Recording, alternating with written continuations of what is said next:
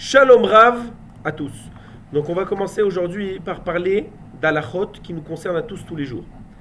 Par rapport au talit et au tfilin, des choses qui nous viennent à nous tous les jours. Et je finirai par une petite histoire très sympathique pour vous donner envie de rester jusqu'au bout. Donc on va parler d'un cas, maintenant il y a une personne, il arrive pour mettre ses tfilin, son talit, ses tfilin, et qu'est-ce qu'il voit? Il voit qu'il prend dans sa pochette, il les a mal rangés avant, et il touche d'abord avant, parce que normalement on doit mettre le talit en premier et après on met les tfilin. Qu'est-ce qu'il fait? Il a déjà touché ses tfilin en premier. Alors maintenant, qu'est-ce qu'il va faire? Est-ce qu'il va d'abord mettre les tfilin parce qu'il les a touchés, ou il va les laisser de côté et il mettra d'abord son talit? Alors la halacha, ce qu'il devra faire, étant donné qu'il ne va pas laisser les tfilin comme ça, il les a touchés pour être prêt à faire une mitzvah avec, il va les laisser comme ça de côté. Alors comme ça ne se fait pas, il va d'abord mettre les tfilin et après il mettra le talit dans un cas comme ça. Maintenant, si c'est une personne qui est mechoubad, comme par exemple un rav à la synagogue, tout le monde le regarde, tout le monde il apprend de lui, et il le voit comme ça, il met d'abord les tfilin, qu'est-ce qui se passe aujourd'hui? Ah, il a dû se tromper ou quoi que ce soit. Maintenant, comme ça se fait pas pour quelqu'un de mechoubad, ou même quelqu'un qui aurait honte à ce moment-là à la synagogue, il pourrait même faire ça, il mettrait les tfilin de côté, et il ira par exemple les korbanot, où il ira quelque chose avant, il sera messiar dato, ça veut dire qu'il pensera à autre chose à ce moment-là, et après il pourra mettre, comme à son habitude, d'abord le talit, et après les tfilin. Maintenant, une question qui se pose parce qu'on a une grande mitzvah, c'est de mettre le talit et les tfilin à la maison, et de sortir de la maison avec le talit et les tfilin sur soi pour aller à la synagogue. Maintenant, si une personne, il se dit à quelle heure il est, je me suis levé trop tard, est-ce que maintenant c'est mieux que j'arrive par les 10 premiers, parce qu'on est aussi quelque chose de bien d'arriver parmi les 10 premiers à la synagogue. Donc il se dit, attends, ou j'arrive parmi les 10 premiers à la synagogue, ou sinon, je mets d'abord les tfilin et le talit à la maison. Là, la c'est quoi qui est le mieux? Il devra d'abord mettre le talit et les tfilin à la maison, c'est préférable que d'arriver parmi les 10 premiers à la synagogue. Maintenant, si une personne il habite dans un makom où il y a des goïms, comme par exemple en France, que c'est pas évident à tous de pouvoir faire quelque chose comme ça, alors dans ce cas-là, et que on sait très bien que les goïms ils vont nous voir avec les tfilin et le talit sur nous, ça va attiser la haine et leur colère envers nous. Donc dans ce cas-là, ça sera mieux de venir évidemment à la synagogue et de mettre les tfilin à la synagogue. Maintenant, il y a une question qui se pose. Il y a quelqu'un qui aime bien faire des choses de chassidout. Il fait quelques khumrot, des choses.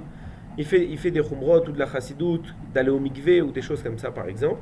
Et maintenant, il se pose la question, est-ce que j'ai besoin de raconter à tout le monde, est-ce que ça serait bien ou vaut mieux que je le garde pour moi et que je le cache? Alors il faut savoir que Akadosh Baruch Hu, il aime les choses qui sont cachées. Il aime les gens qui sont tsanoua.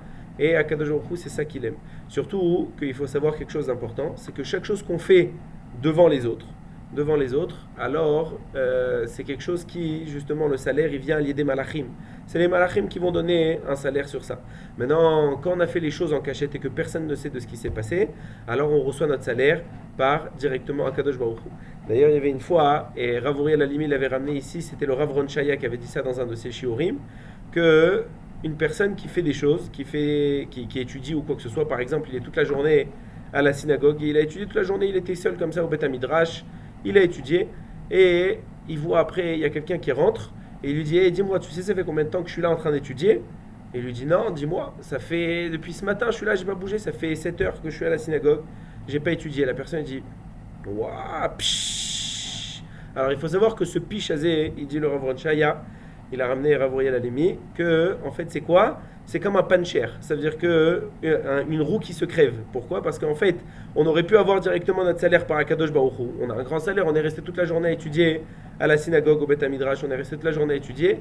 Mais là, la personne, elle vient et donc il a déjà donné ce qu'il a fait. Il a déjà dit, donc il a reçu en échange déjà le retour des gens. Genre, voilà, c'est quelque chose de bien, t'es resté, kol hakavod, et ce pshhh, c'est comme une roue qui se crève qu'on entend justement que tout ce qu'il aurait pu gagner directement en recevant son salaire par Akadosh Baruch Hu, eh ben, c'est quelque chose qu'il aura allié des malachim. C'est quand même bien, parce que des fois on a besoin de ça, comme quand on fait un sioum masechet ou quoi que ce soit, c'est des choses qui donnent de la force. Mais si une personne, le mieux c'est de garder les choses pour soi et d'avoir des cheshbonot qu'avec Akadosh Baruch Hu. Maintenant, est-ce qu'on aurait le droit de lire des Teilim le soir? Alors on sait qu'il n'est pas, conseillé de dire des Teilim le soir, il n'est pas bien. Maintenant, si une personne, il va par exemple aller faire d'autres choses, il ne sait pas faire autre chose que lire des Teilim et qu'il va dire ah moi je sais rien faire d'autre, je vais aller voir un film sur l'ordinateur ou aller regarder la télévision, alors il est évident que c'est mieux qu'il lise des Teilim. Maintenant, le soir, c'est mieux d'étudier la Torah plutôt que de lire des Teilim. Maintenant, si une personne, sa femme, elle va aller accoucher par exemple, et qu'il est dans le stress, il ne sait pas ce qui se passe, il va pas se concentrer maintenant dans un daf de Gemara ou dans des halachot, il n'arrivera pas à se concentrer. Alors, pour un cas comme ça, qui voudra prier pour sa femme qui va accoucher ou pour quelqu'un d'autre qui va accoucher, alors il pourra lire des Teilim. Mais par contre, si c'est le soir de Shabbat, alors les Khatrila, il n'y aura aucun problème. Shabbat, c'est spécial, il pourra directement lire les Teilim, même le soir après, avant Chatzot. Maintenant, si une personne, il a, surtout que là on est maintenant dans Chodesh Elul bientôt, et qu'on va dire les slichot tous les matins, si maintenant une personne elle a la possibilité ou de dire les slichot, ou de dire Tikkun Chatzot, il y a un choix à prendre, j'ai pas le temps, je peux pas dire les deux. Il faut choisir, ou je dis Tikkun Chatzot, ou je te fais les slichot. Alors, il est préférable de dire Tikkun Chatzot plutôt que les slichot. Surtout qu'en général, on se lève tôt pour dire les slichot. Si la personne elle s'est levée encore avant Alot HaShachar, alors il dira d'abord les Tikkun Chatzot plutôt que les slichot. Maintenant, on connaît cette halakha, on vient de l'apprendre ensemble, qu'il faut dire d'abord Tikkun Chatzot, Tikkun Rachel avant de dire les slichot. Maintenant, quand est-ce que on dira d'abord Tikkun et on dira d'abord les slichot? C'est une question que je vous laisse sur cette question comme ça pour la prochaine vidéo. Je vous dirai la réponse. Donc la question elle est comme ça. Quand est-ce qu'on dit d'abord les slichot et on ne dit pas Tikkun Chatzot? Et qu'on dira d'abord les slichot.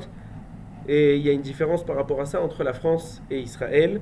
Et ça sera par rapport à l'année prochaine. Donc je vous donnerai la réponse la prochaine fois. Je pense que la majorité ont déjà trouvé la réponse. Maintenant, je vous avais dit une petite histoire sympathique par rapport à ce que quand on veut aider, on a toujours la possibilité d'aider.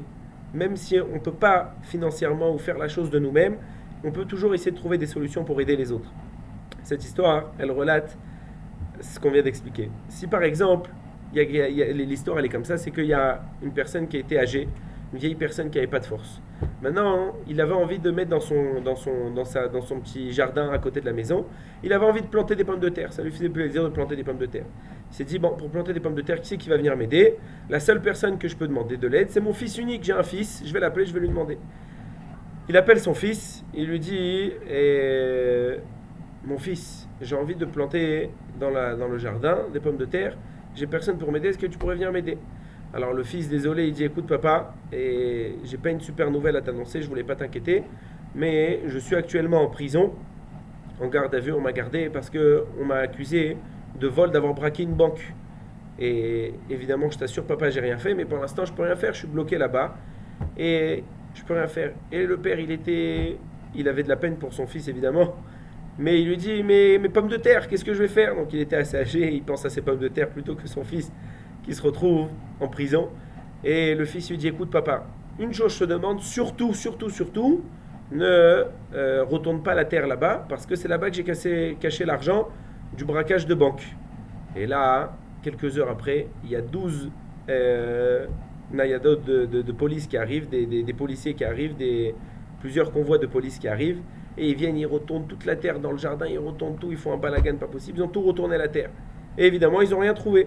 Alors là, le père, il comprend pas, il appelle son fils, il lui dit, mais qu'est-ce qui s'est passé? La police, elle est arrivée, ils ont retourné toute la terre. Et il dit, papa, maintenant tu peux planter tes pommes de terre. De où j'étais, c'était la seule chose que je pouvais faire pour t'aider. Donc maintenant, tu peux planter tes pommes de terre. Donc cette histoire, je ne sais pas si c'est une vraie histoire ou plutôt un machal, mais une chose est sûre, c'est que ce qu'on retient de cette histoire, c'est que quand on veut aider quelqu'un, alors on peut toujours trouver des solutions. Chazakim, Obrochim.